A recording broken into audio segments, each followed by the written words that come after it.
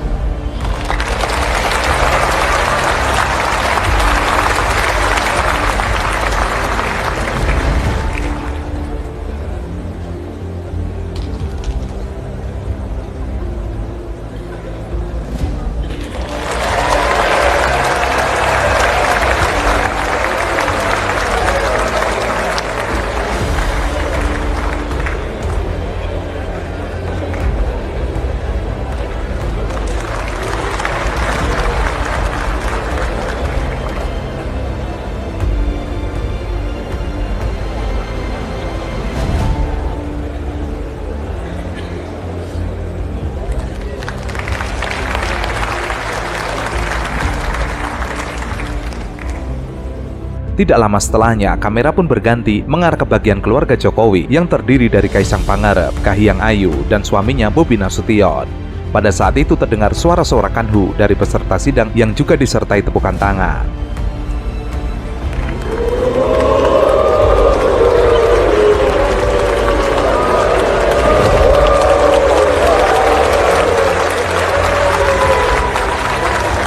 Atas kejadian tersebut, 3 anggota keluarga Jokowi itu tersipu malu. Kaisang yang menggunakan jas hitam dan dasi oranye serta Kahiyang yang dibalut kebaya merah tertangkap sedikit berbincang saat sorakan tersebut berlangsung. Sementara itu Bobi Nasution yang mencalonkan diri sebagai Gubernur Sumatera Utara hanya diam dan tersenyum.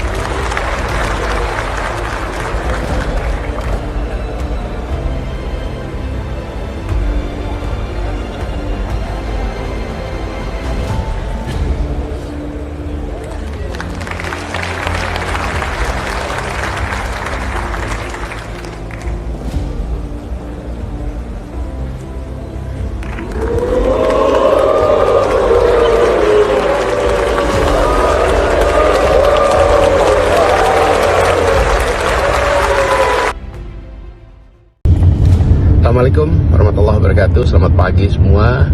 Pagi ini saya sedang dalam perjalanan menuju gedung MPR RI, akan menghadiri pelantikan presiden baru. Mudah-mudahan semua sehat. Kalau ada refleksi atas perjalanan proses pilpres kemarin, ada harapan, tulis nanti di komen ya. Selamat menikmati hari Minggu. Selamat beraktivitas bersama keluarga dan teman. Assalamualaikum. Jaksa Agung, Panglima TNI, Kapolri, para Kepala Staf Angkatan, Saudara Anies Rashid Baswedan, dan Saudara Abdul Muhaimin Iskandar.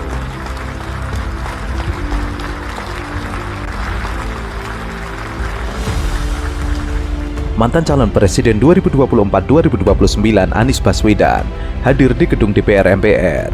Anies menghadiri pelantikan Presiden dan Wakil Presiden terpilih Prabowo Subianto Gibran Raka Buming Raka. Anies sempat melambaikan tangan ke arah media. Anies kemudian memasuki gedung DPR MPR untuk menyaksikan pelantikan Prabowo Gibran. Dalam pelantikan tersebut, terlihat Anies Baswedan memberi salam hormat kepada Prabowo Subianto yang menyapanya dalam pidato perdananya sebagai Presiden Republik Indonesia. Awalnya, Prabowo menyapa satu persatu tamu undangan yang hadir dalam pelantikan Presiden dan Wakil Presiden, mulai dari Presiden ke-7 RI, Joko Widodo, hingga menyapa satu persatu ketua umum partai politik. Saat menyapa Anies Baswedan, terlihat Anies Baswedan berdiri dan merespon sapaan dengan memberi hormat kepada Prabowo. Bahkan usai pelantikan, Anies Baswedan dan juga Prabowo Subianto sempat berjabat tangan dan saling menyapa satu dengan yang lain.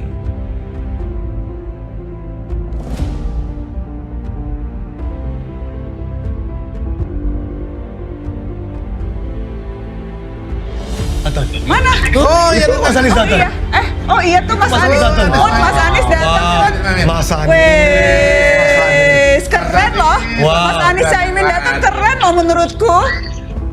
Nggak pernah loh, karena pemilu 2019-2014 Pak Prabowo nggak datang loh. Ini Mas Anies dan Caimin datang hadir di penetapan capres terpilih. Ini menurutku langkah. Ya, Gimana Mas Kodari?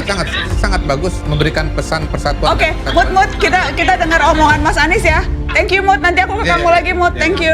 Jurnalis kenamaan Indonesia, Najwa Shihab, memuji kedatangan Anies Baswedan dalam penetapan calon pemenang dalam Pilpres 2024 yang dilakukan oleh KPU. Bahkan tidak tanggung-tanggung, Najwa Shihab memuji sikap kesatria Anies Baswedan yang datang dengan cawapresnya Muhaimin Iskandar. Menurutku harus ditepuk tanganin sih Mas Anies. Iya. Ini proses bernegara, akhirnya ada ujungnya, ya kita hormat itu. Tapi yang bakal orang sorot, 01 datang. Kenapa 03 nggak datang? Belum tentu. Oh, betul. Ini masih ada waktu. Saya berasumsi, maaf. Siapa tahu datang. Saya berasumsi. Tapi ini jadi pressure ke Mas Ganjar dan Pak Mahfud sih. Saya rasa udah ganti baju sekarang. Tadinya nggak mau datang, mereka datang. Yaudah deh. Ia lalu membandingkan dengan sikap Prabowo saat kalah dalam Pilpres 2014 dan 2019. Prabowo tidak hadir dalam penetapan kemenangan Jokowi waktu itu. Pujian pun juga terlontar dari konsultan politik M. Kodari. Ia mengatakan bahwa Anies menunjukkan sikap negarawan dan juga kesatria. Padahal menurut Kodari, Anieslah orang yang paling gencar melakukan kritik kepada pemerintahan. Namun usai putusan MK, Anies melakukan sikap kenegarawan yang patut dicontoh oleh generasi selanjutnya. Tapi Pak Prabowo-nya belum masuk. Tapi menurutku aku benar-benar merasa menarik sih kedatangan karena yaitu di 2014-2019 Pak Prabowo tidak hadir di acara penetapan. Gini, saya highlight lagi ya, yang paling menarik dari Mas Anies ini. Selama ini yang dianggap paling kritis, paling oposisi terhadap pemerintahan itu Mas Anies. Kalau PDIP dan Ganjar kan mendadak oposisi aja, baru belakangan oposisi. Apa mendadak oposisi? Mendadak oposisi. Mau nggak mau jadi oposisi ya, mau nggak mau. Iya, dan itu pun salah strategi sebetulnya. Mendukung Jokowi. Salah oposisi. Jadi Mas Anies sebagai yang mewakili yang 20% tidak puas kepada Pak Jokowi selama ini. 26. 25. Nggak, selama ini kan kalau tingkat kepuasan terhadap Pak Jokowi kan 80%, yang tidak puas 20%. Itu segmen yang diambil oleh Mas Anies. Gitu. M. Kodari lalu memberikan highlight soal perjalanan Anies dalam Pilpres 2024. Ia adalah orang yang sejak awal memilih untuk berada di jalur perubahan. Artinya, ia adalah orang yang berseberangan dengan Presiden Jokowi. Padahal Presiden Jokowi waktu itu memiliki tingkat kepuasan 80%. Artinya, Anies hanya memiliki 20% pendukung. Dan jauh-jauh hari saya mengatakan Mas Anies peluangnya agak sulit untuk menang. Mungkin 2 tahun, 3 tahun yang lalu. Karena apa? Kolam suara dia itu cuma 20%. Jangankan 50%, 30% aja sulit untuk tembus dan nggak pernah tembus. Pada hari ini yang 20% itu datang. Gitu. Kalau pada hari ini ukurannya jangan yang 20%, ukurannya yang dia dapat suara pemilu atau masa di korting 6%, 26%. Saya menjelaskan tentang kronologi politik dan sosiologi politik. Maksudnya kan dia datang di sini sebagai capres. Berarti kan Iya, tapi sebetulnya dia secara sosiologi politik mewakili yang 20% itu, Nana. Iya. Nah, sebetulnya kolam suaranya Pak Prabowo dengan kolam suaranya Mas Ganjar itu sama, yaitu mereka yang puas kepada Pak Jokowi, gitu loh. Jadi sebetulnya kalau kita bicara antara pendukung katakanlah pemerintah dan oposisi selama ini itu Mas Anies justru yang datang gitu loh. Dan ini sebetulnya simbol yang jauh lebih kuat. Karena apa? Karena ya puas tidak puas terhadap pemerintahan Pak Jokowi pada hari ini itu menjadi bagian dari proses yang sama-sama mendukung ketatanegaraan yang sedang berjalan. Jadi saya cerita sedikit ya proses dengan teman-teman di PDI Perjuangan. Bulan Mei yang lalu, Ketua DPD PDI Perjuangan itu menyampaikan keputusan dari DPD DKI Jakarta untuk mengusung Anies Baswedan. Jadi keputusan itu bukan saya diajak bicara, bahkan saya sampaikan pada Pak Aming, rasa hormat. Kenapa?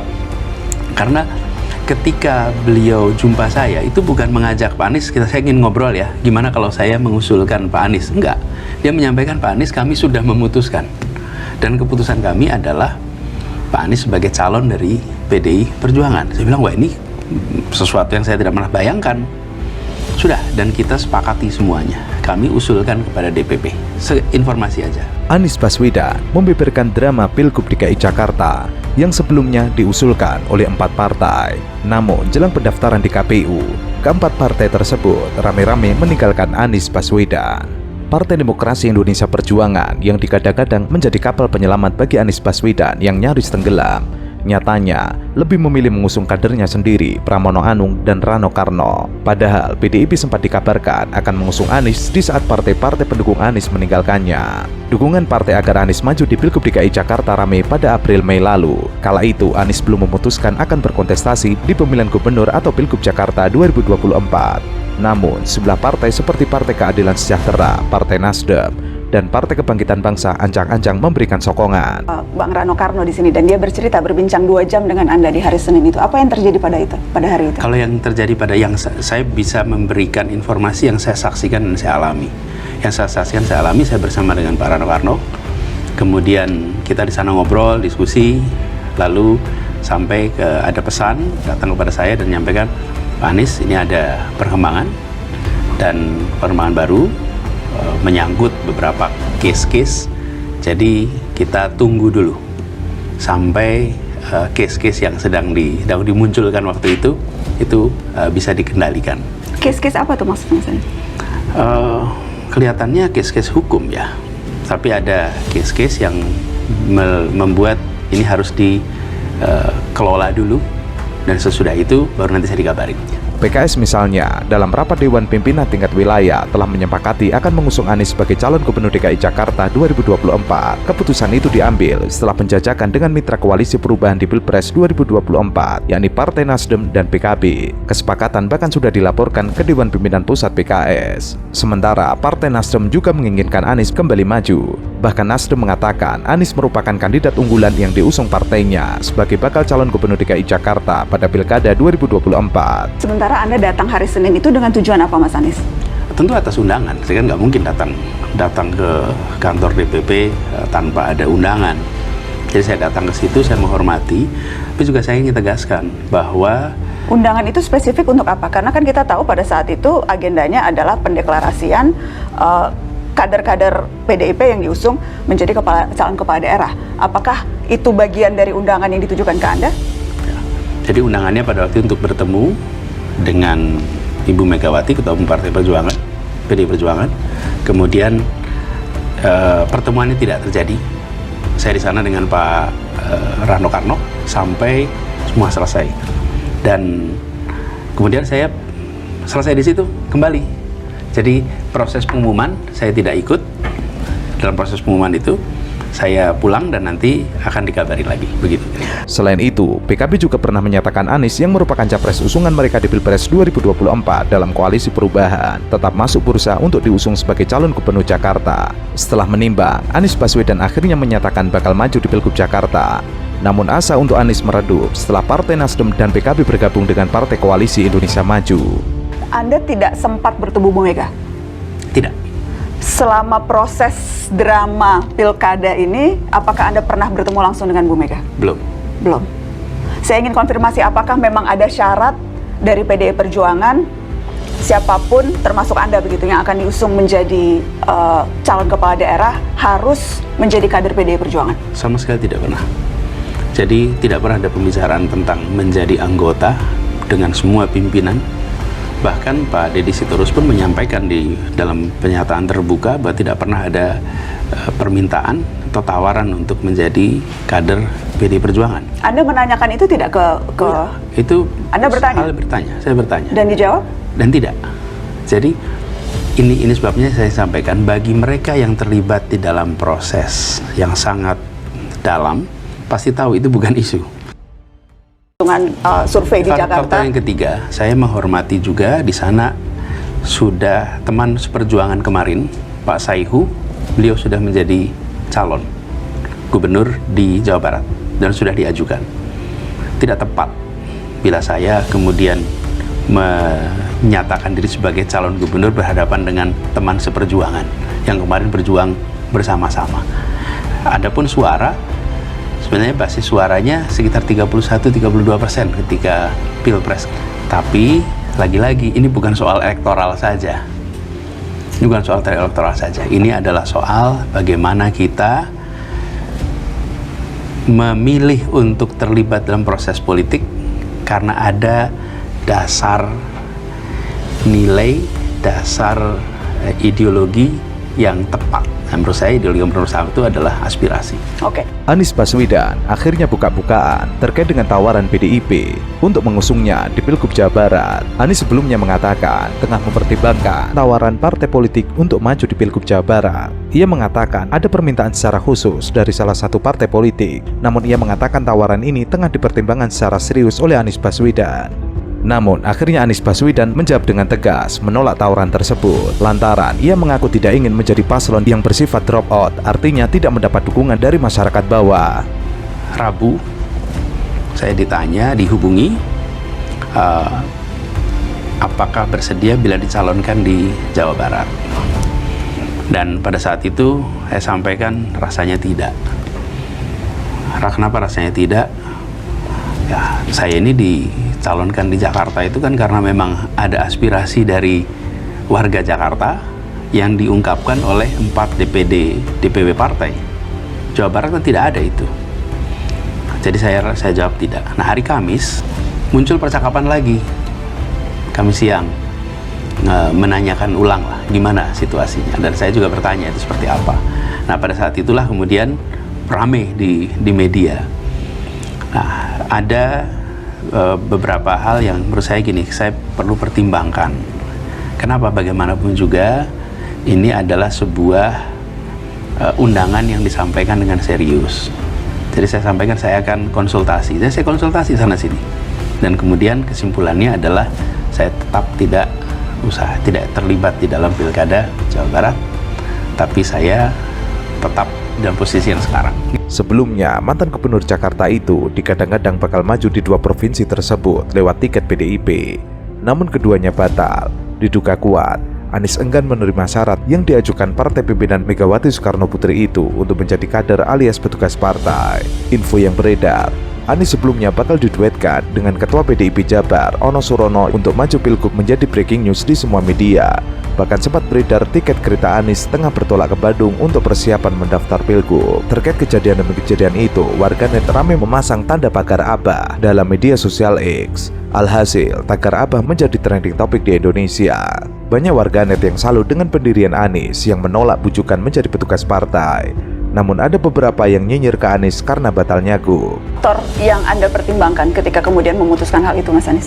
Satu, saya nggak mau jadi calon drop-dropan. Bukan aspirasi rakyat Jakarta, Jawa Barat. Tidak ada DPW yang mengusulkan, tidak ada rakyat Jawa Barat yang meminta. Kalau di Jakarta, rakyat Jakarta meminta. Di survei ada, angkanya lebih 40-an%. Kemudian di dalam DPW ada 4 partai yang mengusulkan. Ada memang aspirasi. Kenapa? Karena mereka melihat ketika sampaikan bahwa Pak Anies, ini adalah kesempatan untuk Anda tetap berdampak, untuk Anda tetap bisa memberikan manfaat pada orang banyak. Kami kemarin mencoba untuk di Jakarta, ternyata tidak, maka sekarang kita ingin mencoba Pak Anies, nih Jawa Barat. Sebuah kesempatan untuk Pak Anies bisa di sana memimpin, memberikan manfaat. Itu disampaikan dengan niat baik. Jadi tanpa kemudian memberikan penjelasan kenapa yang di Jakarta tidak jadi dan tiba-tiba sekarang menawarkan Jawa Barat. Nggak perlu. Tidak perlu ada, kalau buat saya ya, ketika Ibu Mega memutuskan, itu 100% kewenangan ada pada beliau. Dijelaskan apapun ataupun tidak, itu hak beliau. Kita hormati. Sama kalau saya ambil keputusan, begitu saya ambil keputusan, saya tidak harus menjelaskan. Sebelumnya, usai ditinggal partai politik di Pilkada 2024, logisnya Anies mendirikan partai atau memimpin partai. Jika Anies memimpin partai yang sudah ada, baik yang masuk parlemen atau tidak masuk parlemen, telah terbaca kapasitas dari partai tersebut. Begitu pula dengan perilaku dan culture para elitenya. Namun, kalau Anies Baswedan mendirikan partai sendiri dan mendesain sesuai dengan apa yang Anies inginkan, hal itu tentunya berbeda. Tokoh perubahan butuh kendaraan perubahan yang pas dengan apa yang menjadi agenda perubahan. Saya melihat panggilan rakyat Jakarta itu adalah keinginan untuk mengembalikan kondisi yang sudah ada. Di Jawa Barat kan saya tidak merasakan itu. Hal lain adalah ini bukan sebuah kegiatan cari kerja. Kalau nggak dapat pekerjaan A, terus pindah pekerjaan B, yang kemudian diputuskan begitu saja, yang penting saya dapat pekerjaan. Bukan, saya tidak dalam posisi mencari pekerjaan, melamar pekerjaan. Jadi saya juga tidak ingin catatannya itu karena ada kesempatan maka ambil. Enggak, kita sedang berbicara tentang memberikan dampak, dan dalam proses politik ini ada nilai-nilai yang lebih tinggi daripada soal posisi. Hitung-hitungan elektoral juga menjadi pertimbangan, kemungkinan bahwa potensi kemenangan itu tidak terlalu besar di Jawa Barat dibandingkan misalnya dengan hasil hitung